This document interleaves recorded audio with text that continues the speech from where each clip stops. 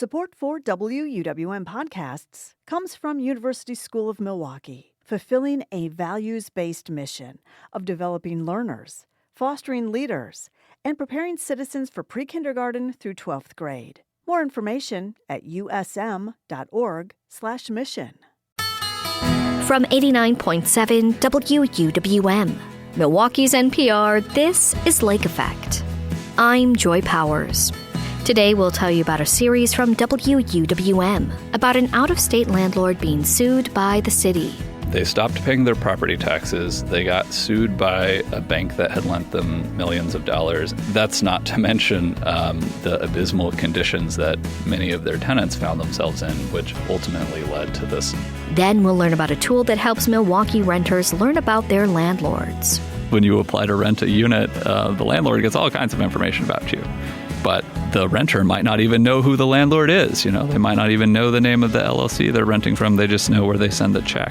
Plus, we'll talk about the Milwaukee neighborhood groups that are putting programs in place to help longtime renters become homeowners. All of that is coming up on Lake Effect.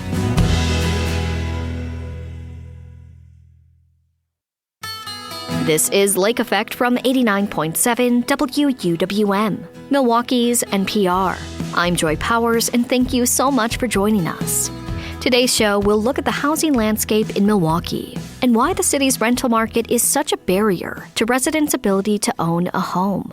We'll start with this. Later this week, WUWM will begin a series about an out-of-state landlord that's being sued by the Milwaukee City Attorney's Office. Lake Effect Sam Woods and Jimmy Gutierrez will explore how some of David Tomlin's tenants have joined together to fight for their housing rights, and how the city is backing those residents and trying to loosen Tomlin's grip on the 260 properties he owns. Here's Sam and Jimmy with what you can expect.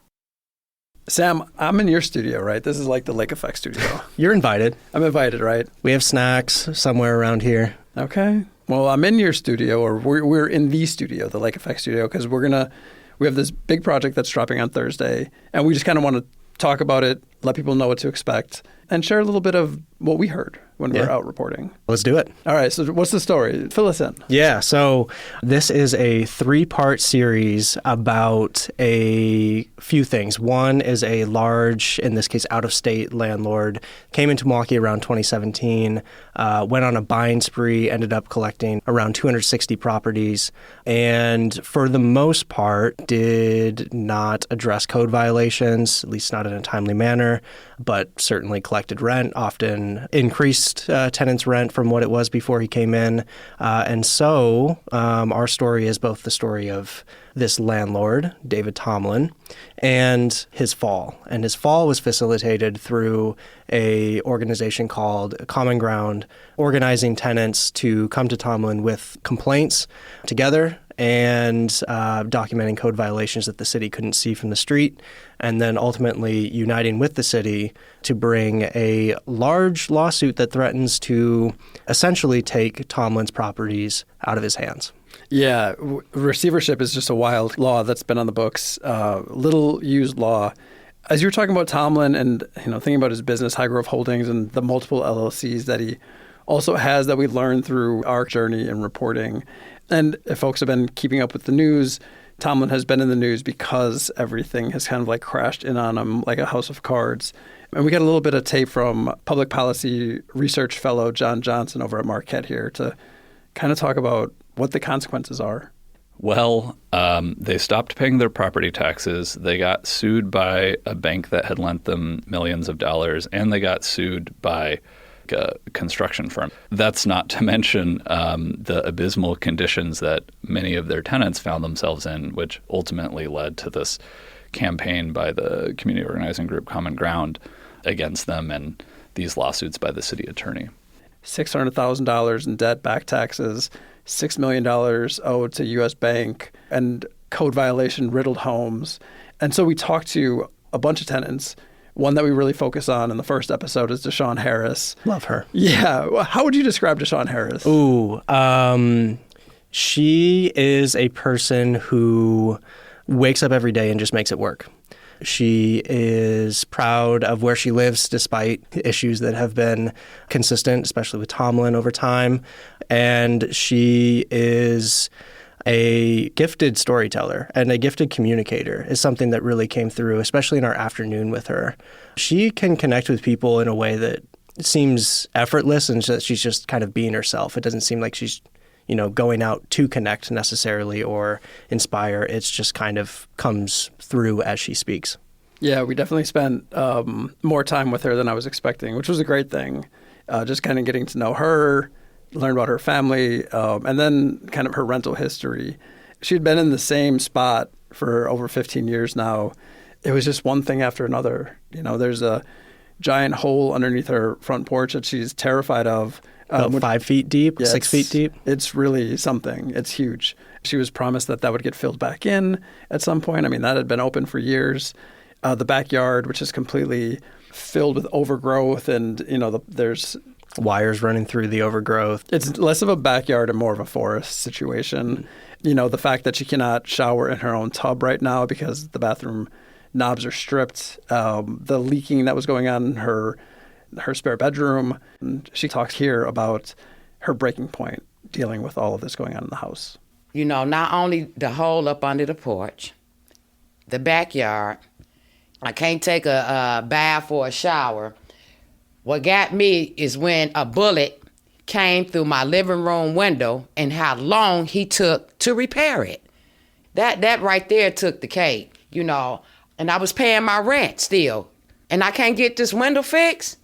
And so throughout our process and throughout episode 1, we kind of followed Deshawn through her experience and trying to find relief. And she does find relief, as you mentioned, Common Ground and all the work that they do, uniting tenants and organizing tenants. Kind of all came to a head when she shared her testimony for the first time publicly at Common Ground's internal assembly.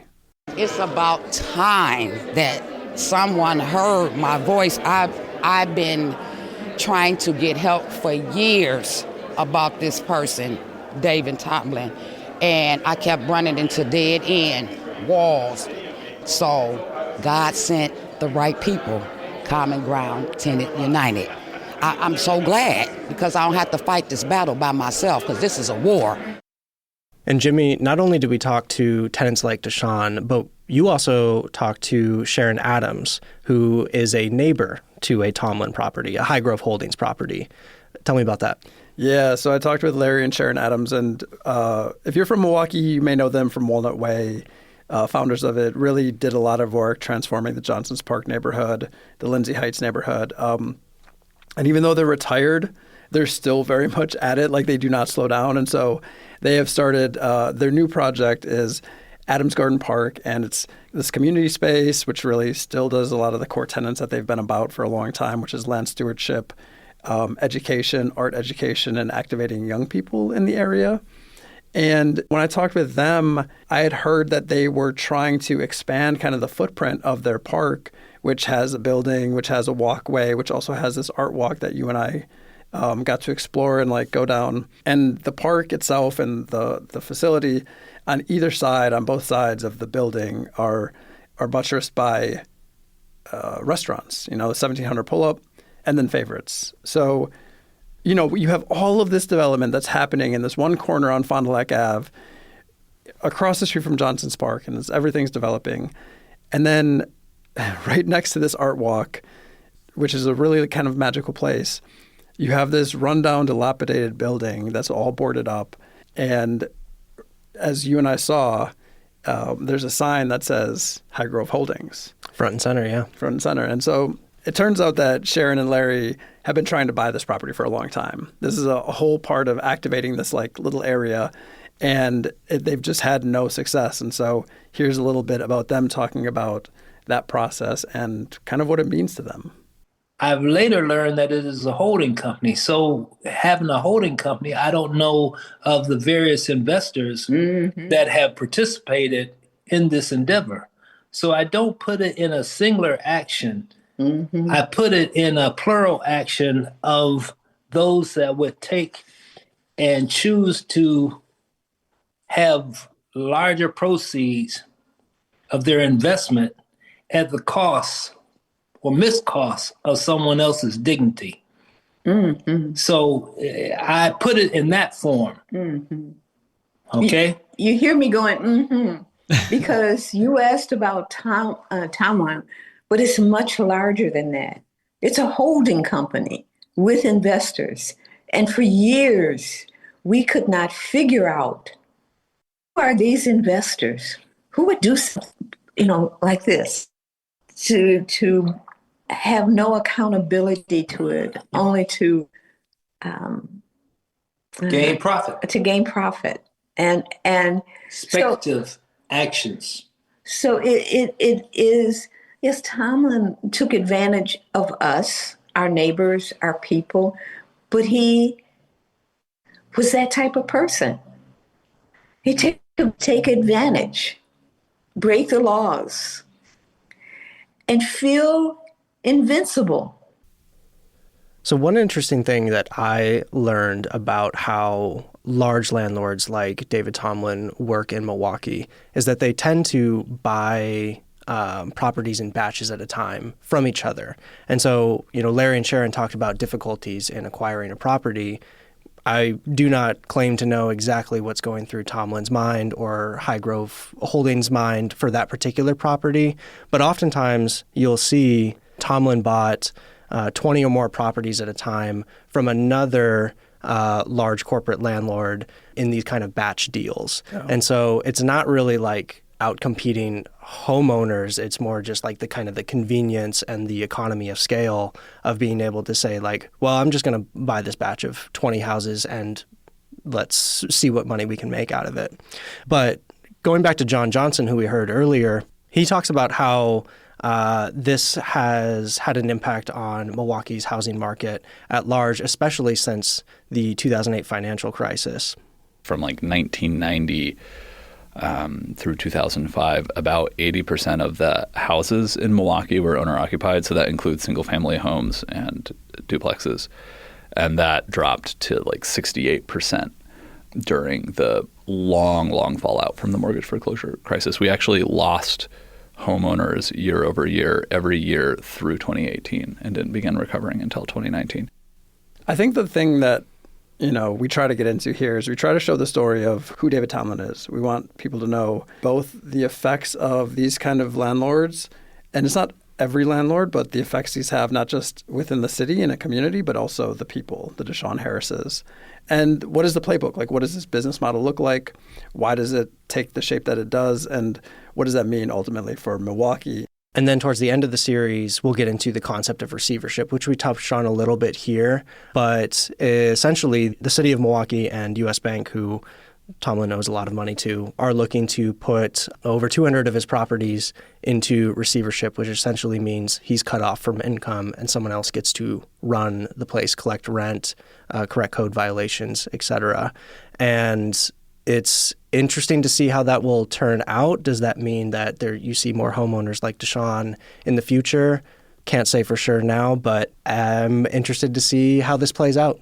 Yeah, it's interesting because we've done this reporting. We've put together these stories that will be airing. But this story of Tomlin and what happens to these properties, his impact on Milwaukee, is still ongoing. So where can folks listen and catch the first story and then the preceding stories? Yeah, so part one, where we really get into who is David Tomlin, what does he represent, what was he trying to do here, that will air at noon on Lake Effect on 89.7 WUWM and wherever you get your podcasts. And then we'll air parts 2 and 3 in the Thursdays following. So this Thursday will be part 1, next Thursday part 2, Thursday after that part 3. Yeah, looking forward to getting it out there and hearing people's responses. Like we said, there's been a lot of reporting about the lawsuit between the city and Common Ground towards David Tomlin. I think what we do is we try to dig a little bit deeper into what all that means for the city. So, yeah, looking forward to sharing that. Let's do it. That was WUWM's Jimmy Gutierrez and Lake Effect's Sam Woods. You can find more reporting on the city's housing issues at WUWM.com/housing.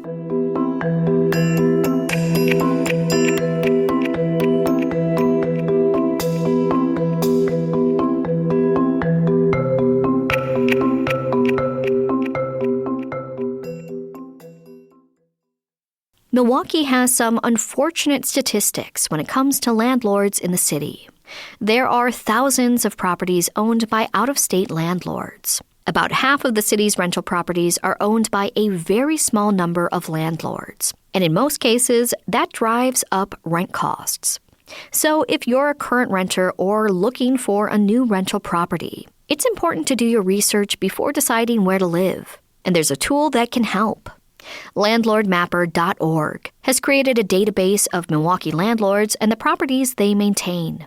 John Johnson is one of the creators of the tool, and he joins me to talk about it. John Johnson, thank you so much for being here. Great to be here.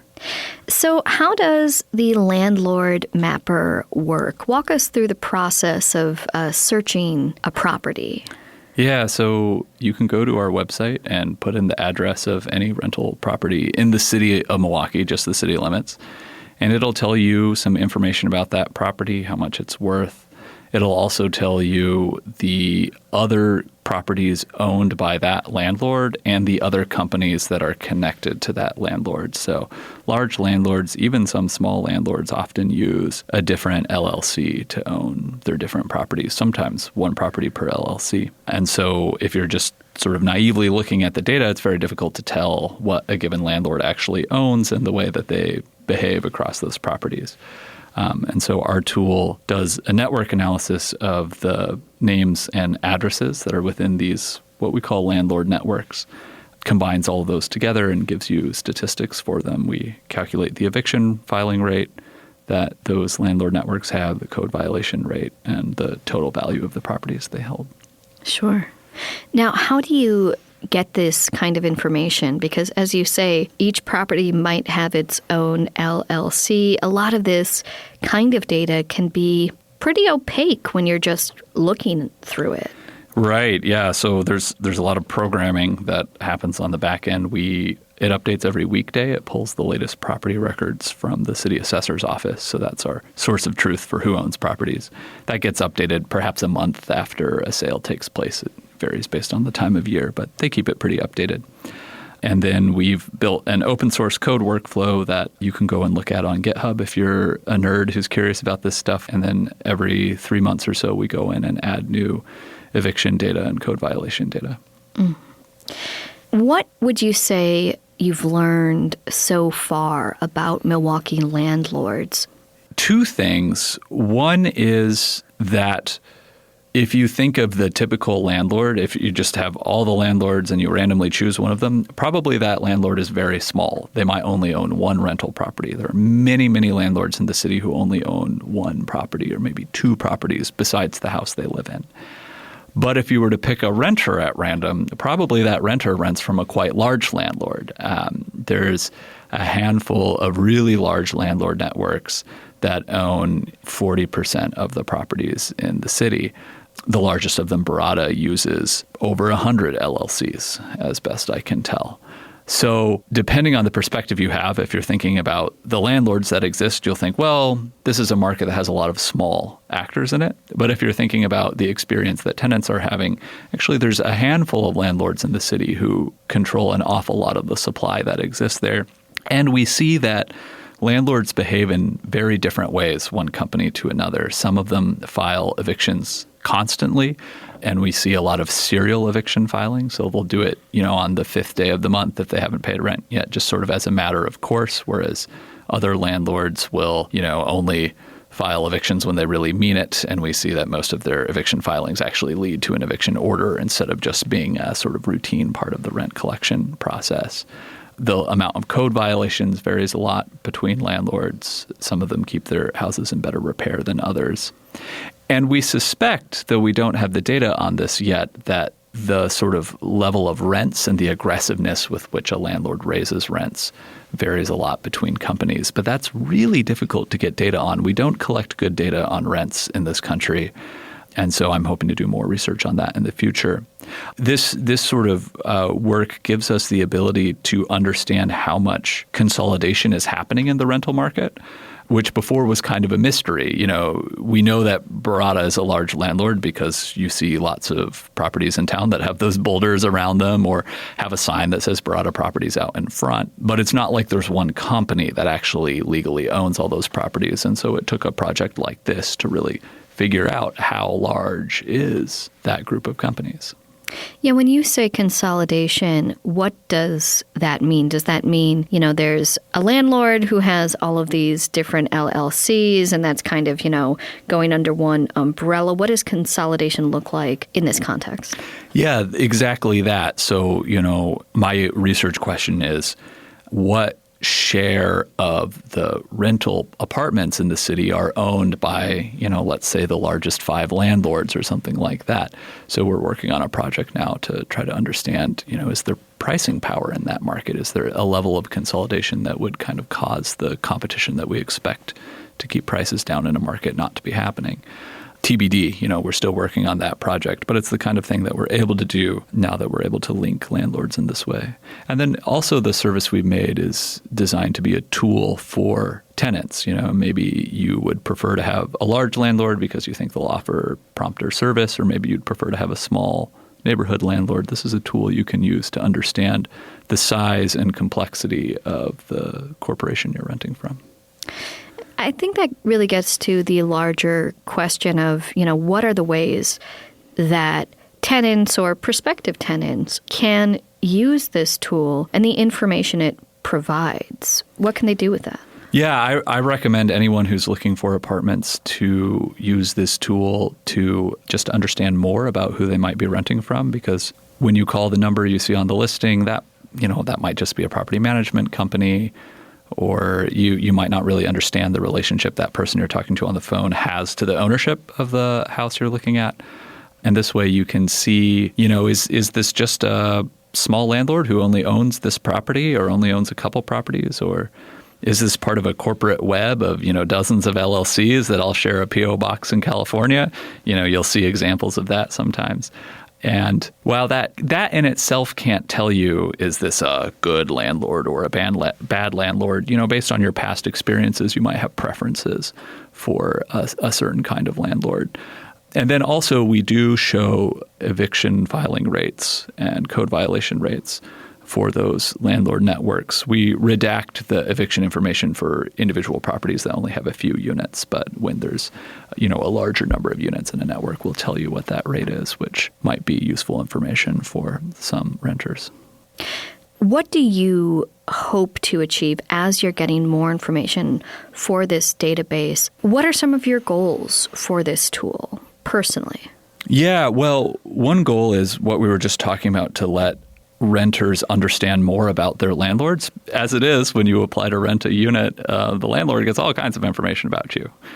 That background check is pretty extensive, but the renter might not even know who the landlord is. They might not even know the name of the LLC they're renting from. They just know where they send the check. And so this is, I wouldn't say it evens the playing field, but it at least gives a little bit more information to a renter about what they're getting into. Then we have this set of research questions we want to answer to understand more about the market dynamics that are shaping the rental market in Milwaukee. And that has potentially some important policy consequences. I often have discussions with people who assume that a large corporate landlord would actually be better than small landlords, because in sort of an Econ 101 model, the thinking goes that a large landlord would be able to charge cheaper rents because they're spreading the risk over more properties. And so it's the risk is more manageable and they should be able to pass those savings on to renters, and that a large company would be more professional in the way that it responded to complaints and maintained properties than maybe a small part-time landlord would be.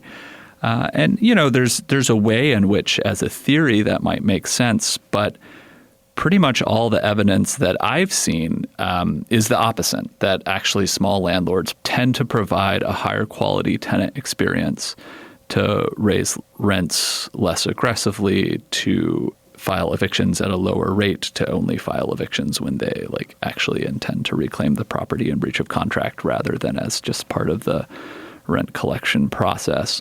and various other things that other researchers have found that a sort of neighborhood landlord tends to offer a higher quality experience.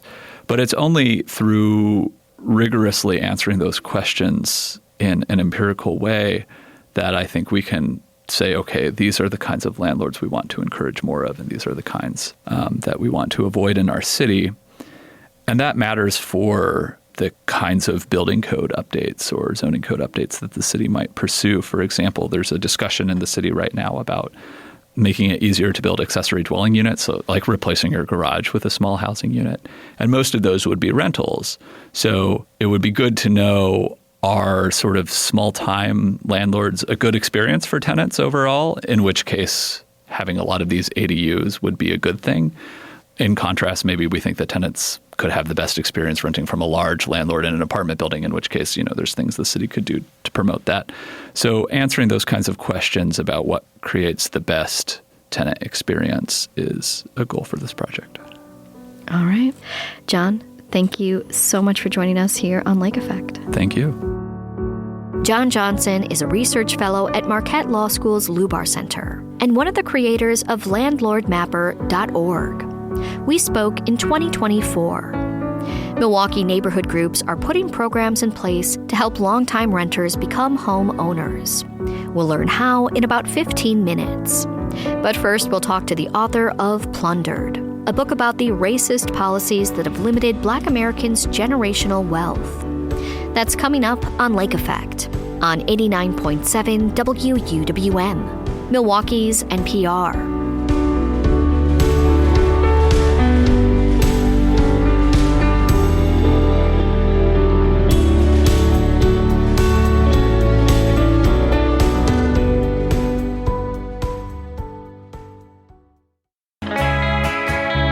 You're listening to Lake Effect on 89.7 WUWM.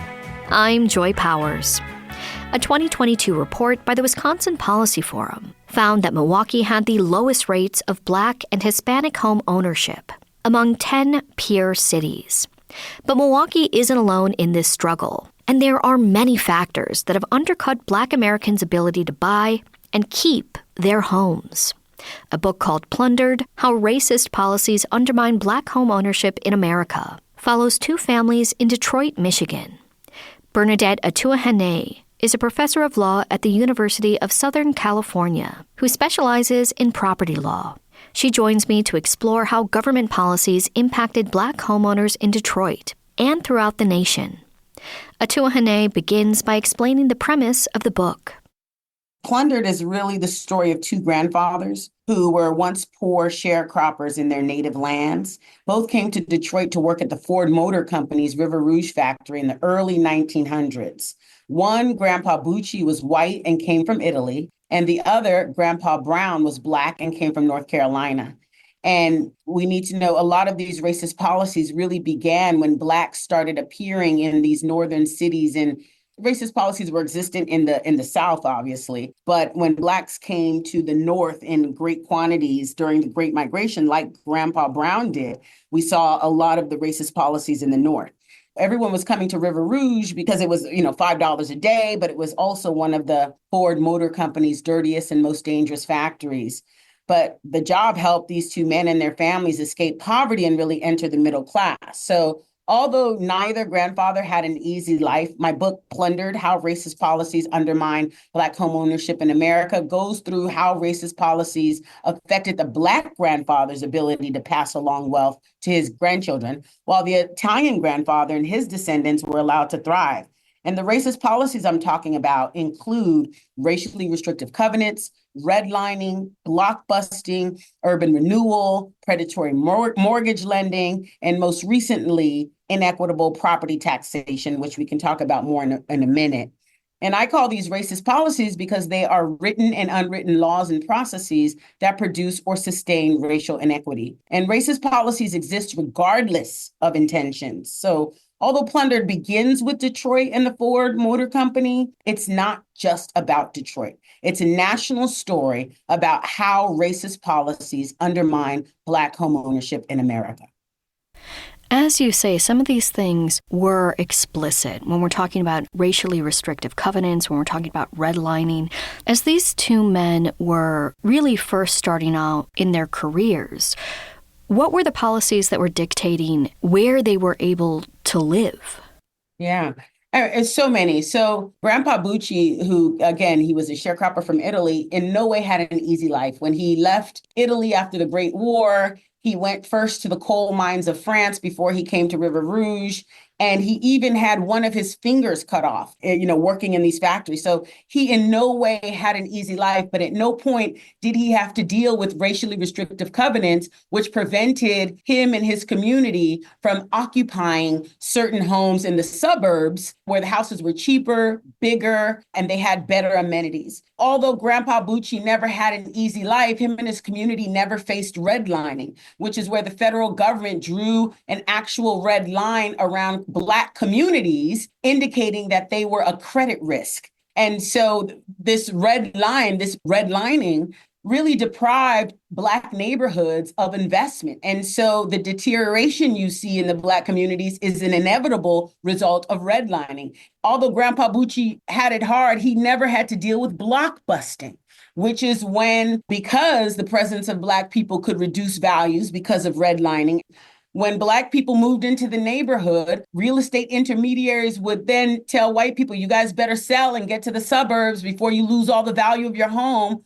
White people would flee. And anytime you sell quickly, you don't sell at full value. And these intermediaries would then resell to Black people, making a nice little profit. And that was a phenomenon called blockbusting. I can go on and on. But the main idea here is the book doesn't tell you, it shows you how these two grandfathers, both of them coming to America at the same time, both of them former sharecroppers, both of them poor, one of them purely because of the color of his skin, does not deal with all of these racist policies I've just articulated. And hence their progeny, their grandchildren, have very different outcomes. In Grandpa Bucci's case, his grandson, Robert Ficano, still lives in the house that he inherited from his grandfather. And the home in the suburbs is worth over $250,000. Myrisha in the book, who is Grandpa Brown's progeny, his grandchild, she inherited his house, and the house was worth less than $10,000. The house was not a valuable asset. It was, in fact, a money pit because of these layers and layers of racist policies. So one of the things you mentioned was this idea of urban renewal. Now, here in Milwaukee, that meant a variety of things. We'll be most familiar with the destruction of the Bronzeville neighborhood here in Milwaukee. What did that look like in Detroit? Yeah, in Detroit, again, this is happening in Black communities, like you mentioned, all over America, Detroit, Milwaukee, Philly, Memphis. What is not acknowledged is these urban renewal programs have the purpose of trying to remove blight. But nowhere in the structure of the program did they acknowledge that the blight that these urban renewal programs were trying to remove were caused by redlining, were caused by the federal government. Because when you put a red line around a community saying that they're a credit risk, right? And then banks and then other lending institutions and financial intermediaries do not then invest in this community, the inevitable result is blight. And so it was the blight created by the federal government through redlining that these urban renewal programs came in to ostensibly try and clean up. But along with, cleaning up this blight, they destroyed entire communities, whether your house was blighted or not, whether your business was blighted or not. If you were in the designated area, your home was torn down, razed, right, to create something new. And what you need to realize is when they raised these Black communities, they not only raised bricks and mortar, but they also destroyed a lot of social capital. When people live next to each other for a long period of time, neighbors become like family. And then you have social regulation that happens when you have thick social capital. And then through urban renewal, communities are then dispersed. Because of segregated housing, there's only a few places that these Black displaced families can go. And so now these new neighborhoods, instead of being neighborhoods where you have thick social capital, through urban renewal, you've created neighborhoods of strangers. And when you have neighborhoods of strangers, you have, violence and crime and distress are going to run wild because you don't have the social controls necessary to put the brakes on that. And so urban renewal through this mass displacement really creates communities of strangers. That's what Black communities dealt with, again, not only in Detroit and Milwaukee, but throughout the nation. What are the stories that really stick out to you that really illustrate how these different things impacted the people at the center of this book? Yeah, it's a great question. So a lot of people think about racist policies as something of the past, but, they continue on today. And one of the main stories I tell in the book is the story of Myrisha. She saw this yellow bag hanging from her door in 2015.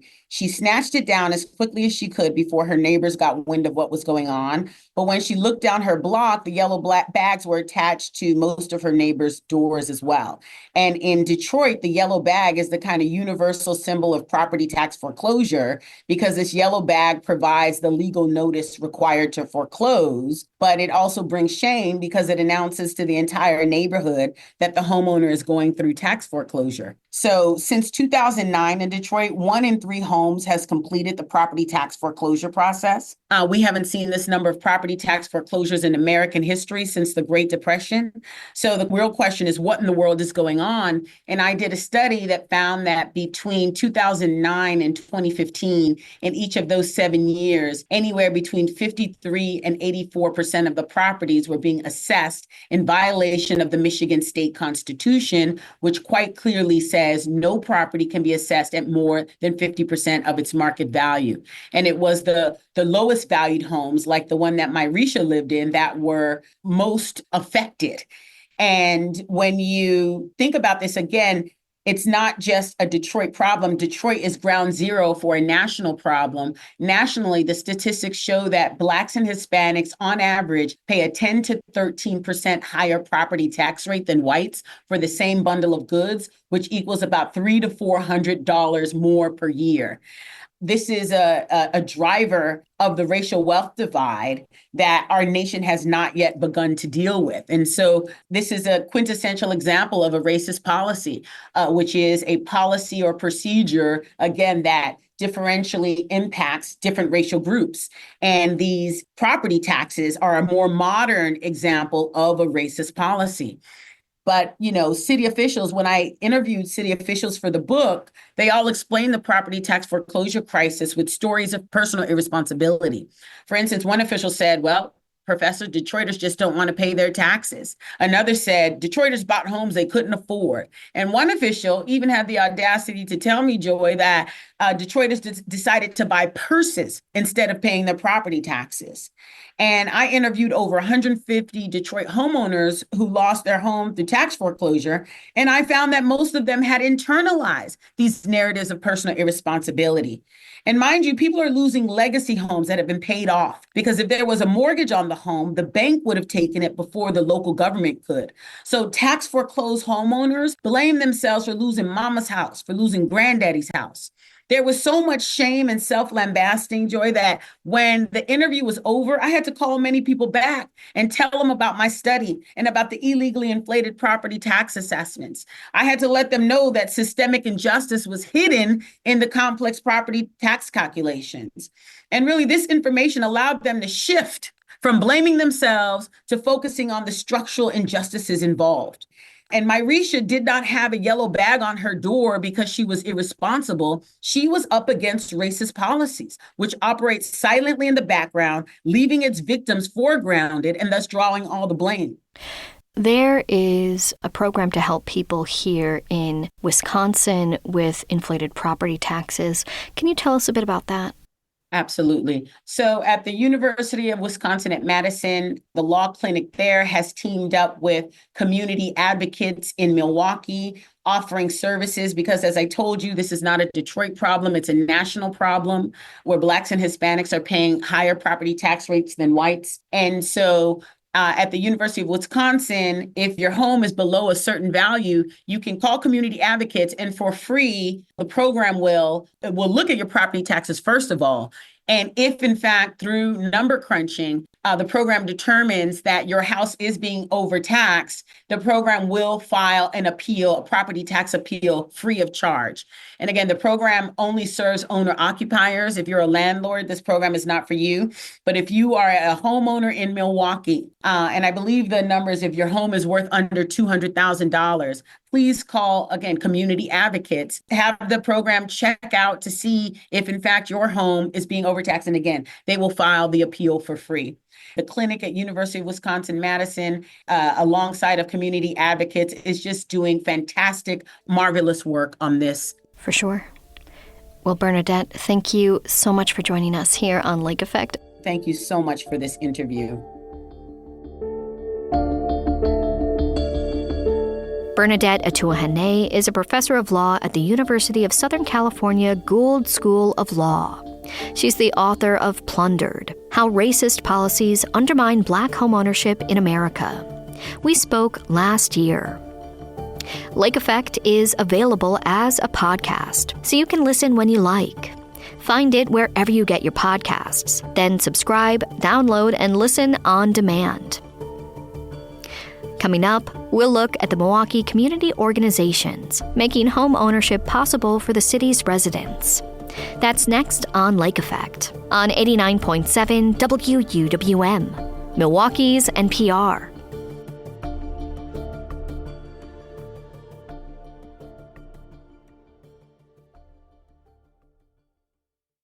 This is Lake Effect on 89.7 WUWM. I'm Joy Powers. When it comes to the housing challenges in Milwaukee, a lot of it comes down to cost.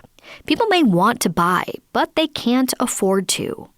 So some community organizations are stepping in to create their own paths to home ownership. WUWM's Jimmy Gutierrez spoke with Milwaukee residents who've been waiting their entire lives for a home to call their own. To kick off 2026, Melody McCurtis and the Metcalf Park Community Bridges team in Milwaukee had a surprise to share with Shirley Dunn. You know, that house you've been checking on for us, making sure ain't no dumping happening and all that on 33rd? I'm here to tell you. But the house is yours. And that is Shirley, longtime Metcalf Park resident and longtime renter. She had just won the neighborhood's lease-to-own lottery. This is not a rent. This is a rent-to-own. This house will be completely yours in 15 years. Thank you. Completely yours. Oh, my God. The Reclaim and Restore initiative works like this. Community Bridges buys a home from the city for cheap. This one, $1. They rehab and remodel it from the studs with local contractors, and they keep it all incredibly affordable. The house is $105,000.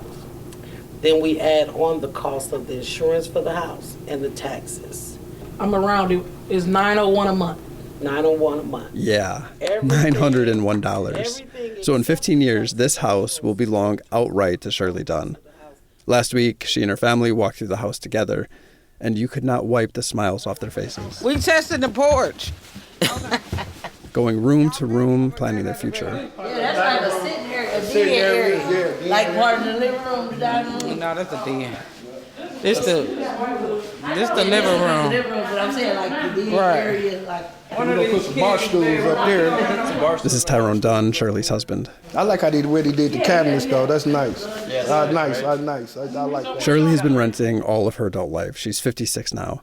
She says she's never been late on rent and is tired of making landlords rich. Same with Tyrone. Plus, I've been around here ever since I've been 19. My mother stayed in the house for 33 years on 33rd between Center and Hatley. So I know how it is when you renting, and you just not getting nowhere. You know what I'm saying? So it feel good, you know, and it's a blessing. I like to thank Metcalf for blessing me and my family with this home, and I'm going to take care of it. In Metcalf Park, less than 30% of the homes are owner-occupied. Rent averages around $1,300 in the neighborhood. So trying to save for a down payment and then a mortgage, you'd be better off winning the lottery. But there are organizations like Metcalf Park Community Bridges bridging the homeownership gap one block at a time. This is the third home McCurtis and team has fixed up for the program. And as we go, the first 2 homes, we worked with 2 families for those first 2 homes. This homes, we really just put, application out there for folks to apply. And it was a waterfall method. And basically, you earn points on different metrics. How long you've lived in the neighborhood. Are you a renter? Do you own a home? Things like this. If Shirley was staying in that home for 20 years, if we add up how much rent is going into that home, like, you have the ability to own. So just wanting to create a pipeline and an opportunity that's not the traditional opportunity to really just be like, hey, let's reclaim these homes. Let's reclaim our neighborhood. Let's really invest in the people that make it what it is. One of the reasons why programs like Reclaim and Restore are needed is because it's not easy to reclaim neighborhoods. We often talk about supply and demand, and don't get me wrong, there is a lack of supply and there's a lack of buying power from tenants. But there's also a power imbalance that's intertwined with those issues. This is Kevin Solomon, senior organizer with Common Ground in Milwaukee. He's been working with tenants for years fighting this imbalance. To understand why people aren't buying, you need to know where they're getting stuck. And Kevin says corporate landlords are a big part of that problem. Landlords are organized, have a trade association, have a super PAC, have a hired lobbyist, have agenda items in Madison that they lobby for, or in Milwaukee. Just think about that. There's this huge imbalance where tenants are divided and conquered. And yet we see this phenomenal rise in the number of tenants in Milwaukee. In 2016, renters in Milwaukee numbered around 42%. That number today is over 60%, an almost 20% increase in a decade. And we have more out-of-state landlords than ever before. And as we've seen more people renting, they're also paying more, from around $900 a month to almost $1,400 in that same time. Less money for families, living in worse conditions, and an unfair playing field. This all impacts lease-to-own programs like Metcalf Park in a few ways. One is, it's hard to compete against these big corporate landlords because they have money, resources, attorneys, and can quickly jump on and gobble up the market. New properties come up, boom, they're purchased. Solomon says these landlords have a tendency to buy up homes in bundles. Think 15 or more properties at a time, a portfolio, just poof, gone. Metcalf Park is working hard to buy just one at a time. Competing with that speed and scale just isn't possible. But it doesn't stop people from trying. Home ownership, for many, is the driving factor to higher education rates, higher employment, to generational wealth. This is Joanna Bausch, executive director at VIA CDC, a neighborhood organization on Milwaukee's South Side. Like McCurtis and the folks in Metcalf Park, VIA has been buying and rehabbing homes with their turnkey program, something they've been at since 2008, right after the housing crisis. Essentially, it was developed and created to purchase foreclosed and dilapidated properties, and then designed to use philanthropic and government funding to rehab those homes and then sell them back to income-qualified families, many of whom are first-time homebuyers. Bausch says at the end of 2023, they had fully rehabbed and sold 33 properties, almost exclusively single-family properties too, for an average around $130,000 per home. But that work today is more complicated than ever. A number one barrier to the development of these properties is cost. Tariffs have impacted VIA's ability to build, and contractors don't know what to expect either. Another issue is VIA, after almost 20 years of success, is now classified as a developer. We're a community developer. We're not a for-profit developer. But there's no sort of category for us when it comes to buying properties from the city. We are placed in the same box as some of these out-of-state investors. What that means is they've been outbid for homes, they don't have a legal team fighting for properties, and they're only buying homes in Milwaukee, so a much older housing stock where rehabbing is more expensive. But even with those challenges, they're not slowing down. Bausch has transitioned into new home construction, but says the turnkey program has bought and rehabbed homes all over the city in the past, including Metcalf Park working with Community Bridges. Community groups working together to figure out how to keep community members in their homes, in their neighborhoods. I would be willing to bet our neighbors in the near north side, if you ask them about housing, they want The same thing our Southside neighbors want: access to safe, healthy, affordable housing. That's what they want. That's what they need. And that's what they deserve. I'm a DJ, so, I'm a DJ. Back on North 33rd Street, Tyrone and Shirley Dunn are standing in a back bedroom of their new home, planning. Woman cave. I'm gonna have a woman cave. My computer. I run bingo games. Hey, we're gonna be playing bingo. I'm a shopaholic, so one bedroom gonna be with all my clothes in it. So They already filled up.